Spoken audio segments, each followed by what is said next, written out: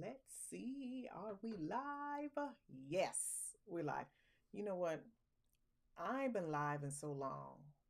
I done almost forgot how to do this. Like all these buttons and everything. It it just I almost forgot what to do, y'all. Welcome to the replay. I'm so happy that you are here. I'm so happy to be here with you. It's been a minute. We're not gonna talk about that. We'll talk about that on the podcast or maybe in Glow Circle. It's Monday. I am Mo, and you are here for Mondays with Mo. If this is your first time tuning in, or if it's been so long that you then forgot who I am Mo James, certified confidence coach and founder of Confidence Coaching for Her. This is Mondays with Mo, our weekly get together, our little chitty chat where we just talk about stuff and things that relate to the journeys of women who are discovering themselves and figuring out what they really want in their lives and designing their lives to be the masterpieces that match the vision that they have for themselves, rejecting expectations and the shoulds and the pressures and all of that stuff, and really just figuring out who you want to be for you and then designing your life to match that vibration. And I am excited to have this conversation with you tonight. If you are whatever channel you're watching me on, say hey in the comment, drop an emoji, something, because it has been a minute. It has been several minutes since we have been together. And I'm glad you're here. I am so glad you're here. I have to thank every single one of you in this community who have been patient and stuck with me and just stuck around because I have said this from day one that listen, we talk about this confidence growth journey. I talk to you about the confidence growth journey. I'm on my own journey too. Like I'm in this too, fighting these battles, wrestling with these things. The same thing that you are dealing with, I'm dealing with too. I just so happen to bring lessons from my personal experiences to this work as a coach and share with you and inspire you and hopefully activate the confident woman within you so you can design your own masterpiece. So yeah, it's been a lot happening, y'all. So many things. We'll talk about it on a different day. Tonight, I want to talk about the Olympics, but not just the Olympics. I want to talk in particular about two athletes, two women. First of all, okay, so the Paris Olympics are over officially. The closing ceremony was last night or the night before. I don't know because I did not watch, I barely watched a few hours of the Olympics live. When I tell you it's been a lot going on, it's been a lot going on. And I would catch the recaps and the replays and all this other stuff and was kind of just looking at, okay, how many medals did we win? I saw the day I watched live was um was gymnastics. Duh, because I wanted to see Simone and Jordan and Suni and the rest of the team. So anyway, Olympics officially over and the United States won a total of 126 medals and 67. I got to put an asterisk next to that 67, which we'll talk about in a minute. 67 of those medals were won by women. Between, of course, the gymnastics team, the track and field team, the soccer team, the basketball team, like the women, Katie Ledecky, like they showed out. They showed out. And not that we are surprised because we follow these women, we follow these athletes and their journeys, and we see the hard work that they have put in. And we understand that when it's time for a confident woman, when it's time to step up to the plate, step up to the mic, step up and do what she has been preparing herself to do, she does it. And it has been so beautiful just to see women, these athletes be acknowledged and be celebrated for the work. On top of the people who competed, Allison Felix turned the shenanigans that other people tried to pour onto her. And she took that mess and turned that thing into a platform and to a brand. And she even was recognized. She brought the maternal uh, maternal village to the Olympic Village so the athletes could bring their children. Like, come, this is the women are doing it, and I'm here for it. I'm excited about all of it. And what I want to talk about tonight is how two women in particular, two athletes in particular, what they have to teach us about what self advocacy looks like, what advocacy in general looks like. As women, I think we understand advocacy. We know what it is. We are conditioned and taught how to stand up for other people.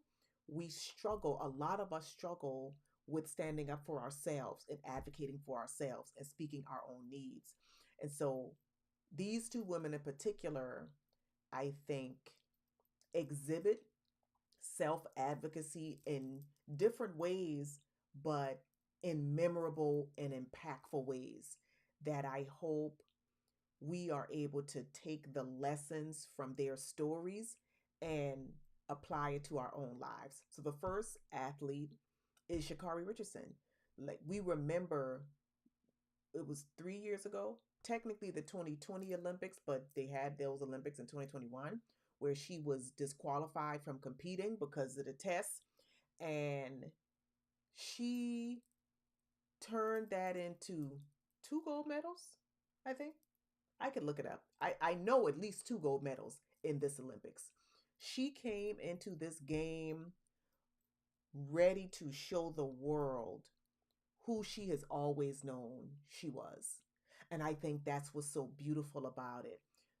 After being knocked down like she was and having people with opinions and saying things about her when they didn't even know her and casting judgments, and y'all know how people do. You know how people do. People do us like that on a daily basis.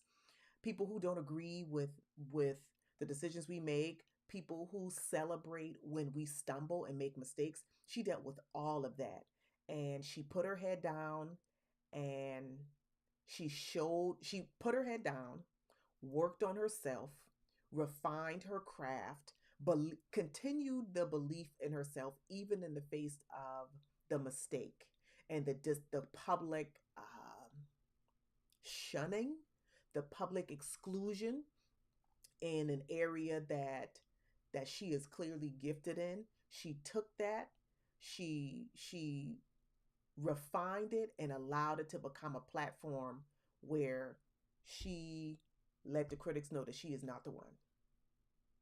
She let the people know that you can bet against anybody else, but don't bet against me. I have my own back. I'm going to show up in this games in the way that I was hoping to have shown up in the last games, and I'm going to do what I do. And I love that for her. When she won that, when she in the 4x100 relay, when she came from behind, she was behind. And she came and won that thing by some seconds and had time to look back at the people and cross that finish line first. Like that, I wonder if it felt like vindication for her, but I believe it felt like affirmation because I believe she always knew what she was capable of. The world just didn't, and the world was judging her off of a mistake, and she had to not let the judgment change how she saw herself and continue to show up for herself in the years between the last Olympics and this one, and then just get out there and do her thug thizzle. And she did it. She did it. She advocated for herself by doing her work and showing up and standing tall in her brilliance. That's what she did. That's a beautiful thing. And I think sometimes, especially when we have people speaking against us and having commentary, disagreeing commentary about what we're doing, it could feel the right thing to do. The knee-jerk reaction can sometimes feel like stopping what you are doing, stopping your work, and directing your attention to those naysayers and to those critics and trying to prove them wrong. Like giving them your attention, trying to change their minds about you. And she didn't do that. She didn't do that. And I think that's a beautiful thing. I think that's a beautiful lesson. We can, okay, some of us have control issues.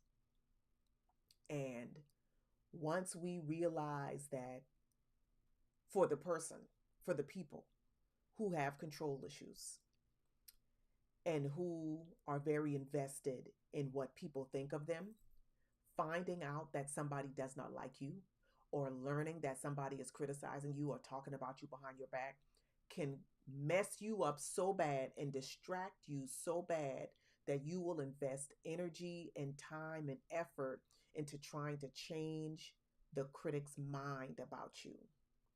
And in Shikari's case, self advocacy looked like focusing and digging deeper, grounding herself even further in who she knew herself to be and being that. Not giving the critics and the naysayers the the benefit of your attention and doing your work, focusing on you, improving yourself for yourself, knowing that when the next time comes around, when life presents you with another opportunity, you are not going to waste it. You believe so much in yourself and who you are and what you are capable of that you are preparing yourself for an opportunity that you don't know when it's coming, but you know it's coming. And when it comes, you're going to be ready. That is a beautiful example of self advocacy. Now let's talk about Jordan Childs. Jordan Childs, Olympic gymnast. She won a gold medal in one event, but the event in particular that we want to talk about is the one where she won the bronze in. And at the time that I'm doing this, we're having this conversation. There's still some back and forth about whether she's going to keep the bronze medal because it's been a week since she got the bronze medal. And we remember the ceremony because it was an all black podium. Rebecca Andrade from Brazil, gold, Simone Biles, silver, Jordan Childs, bronze. And that picture of the three of them first, like holding hands, linking arms with each other, and then Simone and Jordan bowing to Rebecca because goats recognize goats. Can we put that out there? Like greatness has no problem acknowledging greatness. Brilliance has no problem acknowledging brilliance. And that's what they took that moment to do. That event in particular, right now, the um, editing auditing organization for the Olympics is now saying that Jordan has to return her bronze medal. Okay, first of all, it's been a week since the event, and she ended up getting awarded the medal because her coach, uh, uh, like appealed or called an audible. I don't know what the terminology is. Called an audible because she didn't believe that a particular move was rated as it should have been rated by difficulty in Jordan's routine. And so they agreed with her. Jordan's scores got changed on the fly and she qualified. She got bronze. They gave her the bronze. Now a week later they're trying to say, "Oh, well actually the coach didn't put the appeal in within the deadline." They're saying she was 4 seconds too late and Jordan's going to have to return the bronze medal. Okay. Jordan Childs is a stellar athlete, professional, brilliant at what she does. If it had been Mo that they had given the bronze medal to, and I had left France and got home, and they had told me I had to return the medal, huh? What medal? I don't, I see what had happened was professional and me. Professional, me. Difference. That's all I'm saying. But in all of this back and forth, Jordan posted a couple of days ago on her social channels that she was going to be taking a mental health break from social media. And I understand that completely because after having competed at the highest level and the 4 years of training to get there, to qualify to get there, and then to get there, and then to win, and then the blah blah blah, and all of the ups and downs, the peaks and valleys, the emotional highs and lows, to leave believing you've done this and then to have somebody else decide, somebody else who can't do what you do, mind you, make a judgment that you actually didn't earn what you earned. And so she decided that she is taking a break from social media. And in her stead, the U.S. Olympic Committee is going to bat for her. They're pulling the evidence, run the tape, let's get the receipts. Nope, nope, nope, nope, nope. That's self-advocacy too. Some in this instance, self-advocacy looks like getting quiet, giving yourself the space to process, and allow other people to go to bat for you. Allow other people to be the mouthpiece while you nurture and care for yourself in a safe way. The beauty of both of these situations is that both of these women recognized what approach was appropriate. Sometimes you gotta pop out and show. Sometimes you gotta stunt so hard that your critics have no choice but to shut up. And then other times, you gotta retreat and nurture and comfort yourself and allow room for other people to go to bat for you. That's why it's important that you not do this by yourself. That's why community is so important.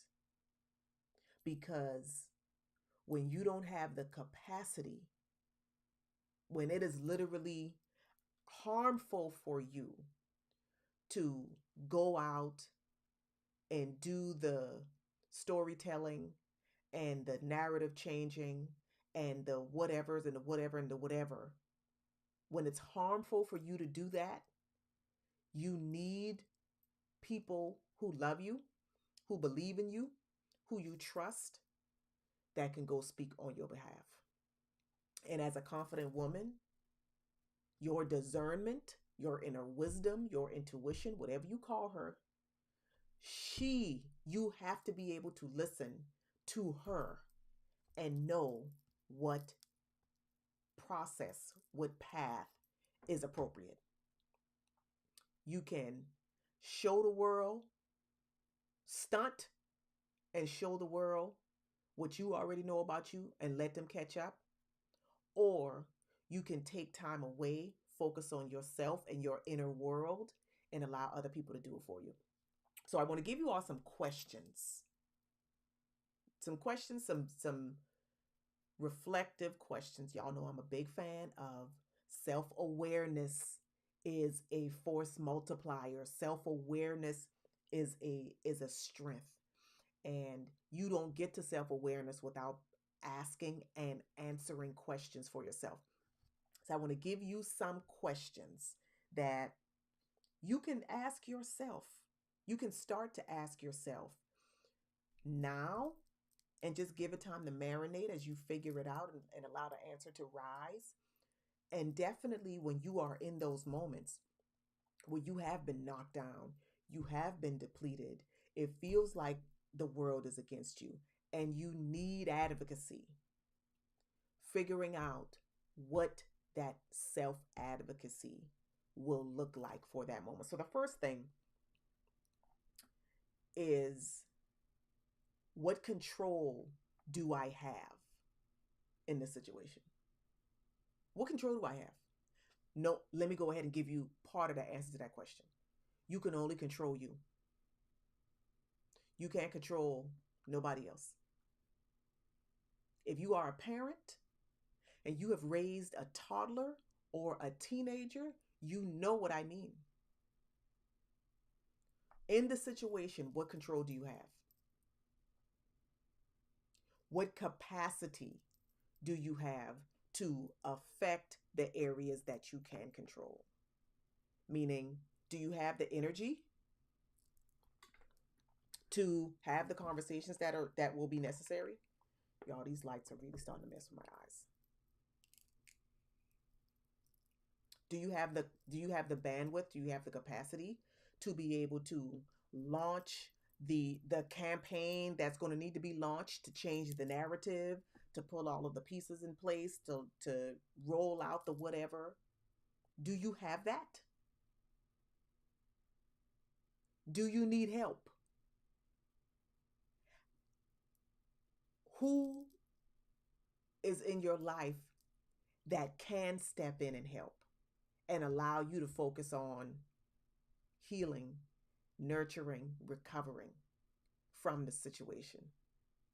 These are all questions that I think it's important that we start to ask ourselves. Like I said, now, when you're not in a situation, when your emotions aren't turned up, when your judgment isn't clouded because your feelings are so big in the space in your heart and mind, taking up so much room.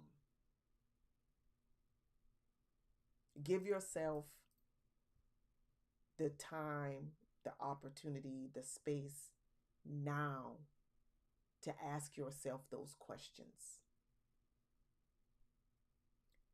What control do I have?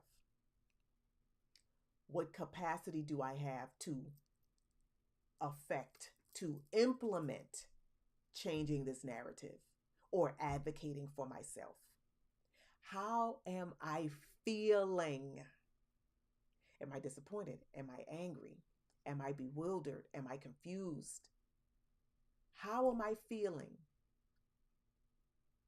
And given how I feel, can I really do what is required to advocate for myself? Can I really meet my need right now by myself? Or do I need help?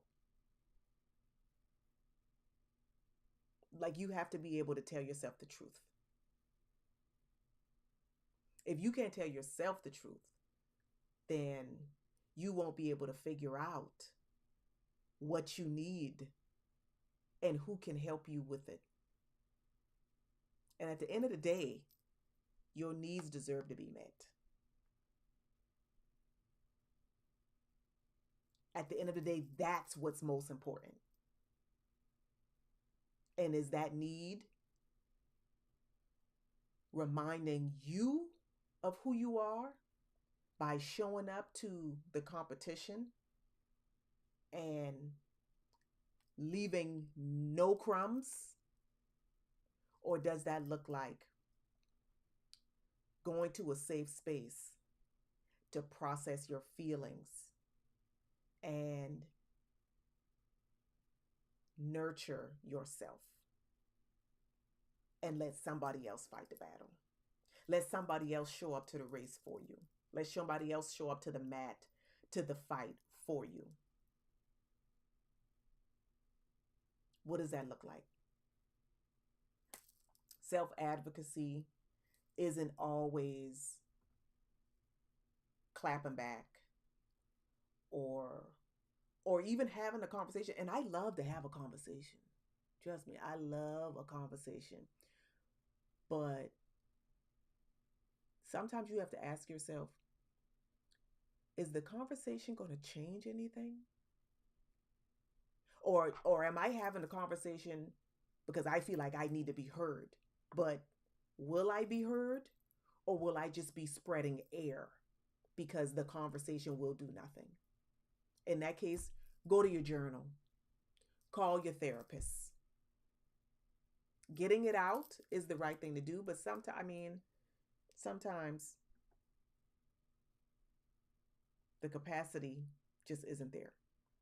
So self-advocacy, like I said, it can look different ways in different situations. The goal for you as a confident woman is to know beyond all knowing that you are worthy and that you deserve advocacy, and leaving room in your life for when you are depleted and unable to do it for yourself. There are people who care for you and who love you, will stand in the gap for you. So that is all that I wanted to share this evening with you. If you are catching this on the replay and you are not a part of the community, join us. You can follow us on whatever channel you happen to be watching me on. And stay tuned because, like I kind of intimated at the top, things have just been really interesting these last couple of months. And I'm walking the talk. But I would love to have you be a part of this conversation, be a part of this community. If you have questions, comments, anything, do not hesitate to ask. Let me know what y'all want to talk about next week. Okay, so here's the thing. Mondays with Mo is every Monday around this time live. And we talk about a little bit of everything. This journey, this process, this walk that we are on as confident women, it is never short of adventure and lessons and takeaways. And the purpose of these conversations is just to give us a space to talk about some of those things. Now, we don't talk about everything here. This is the public platform. There is a private platform, our Glow Circle membership community, where we talk about other things, like deeper things, more intimate things, more vulnerable things. We have those conversations there. So if you're looking for that, you click the link in whatever channel you happen to be watching this on. Click the link and find out more about how to be a part of us. You can join Glow Circle and get 7 days free and just see what's in it. There's trainings, there's all kinds of stuff in there, and live conversations and all kinds of things. All right. So thank y'all so much for tuning in. I appreciate every single one of you. I am so glad to be with you tonight. If you got an email, if you got the email this morning and you are tuning in, say hey. Let me know. Um, we'll be talking. We have a lot to talk about, and I'm looking forward to it. So thank y'all for tuning in. I will catch you in my next broadcast. Later.